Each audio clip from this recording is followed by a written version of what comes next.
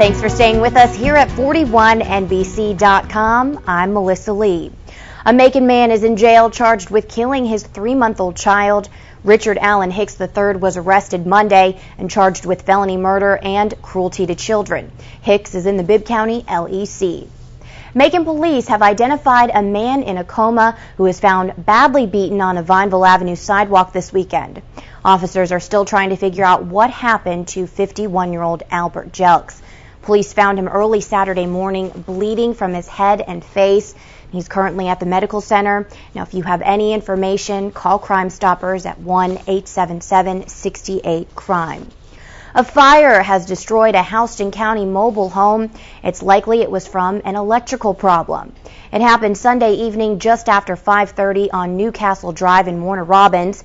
One person was at home at the time but got out, and there were no reported injuries. Only one other home in the surrounding area received smoke damage. The investigation is ongoing.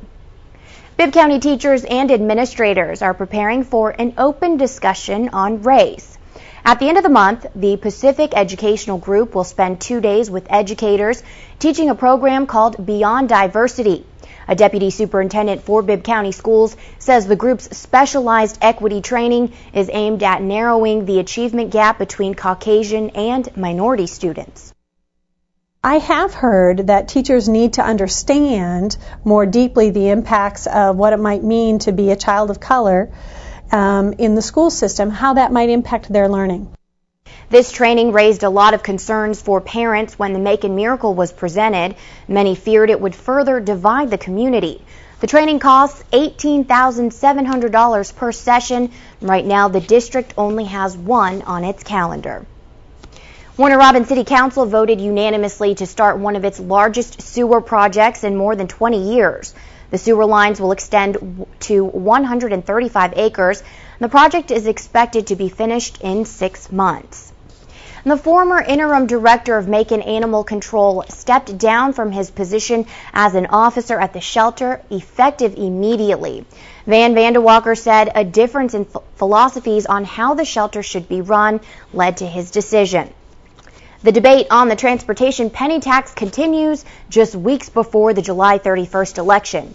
The executive director of the Georgia Transportation Alliance, Doug Calloway, says the T-Splost will help the Peach State by giving local governments control of state transportation projects, create jobs, and provide safer roads. Voting for the T-Splost is July 31st.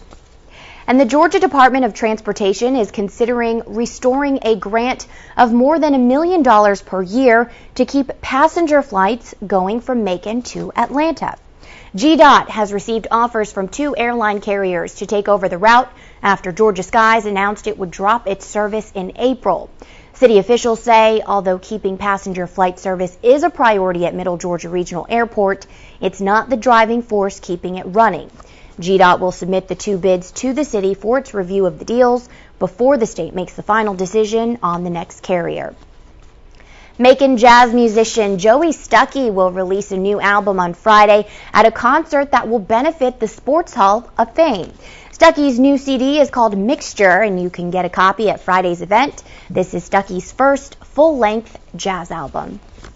Join us on air tonight for the news at 6 and 11. Have a great Tuesday.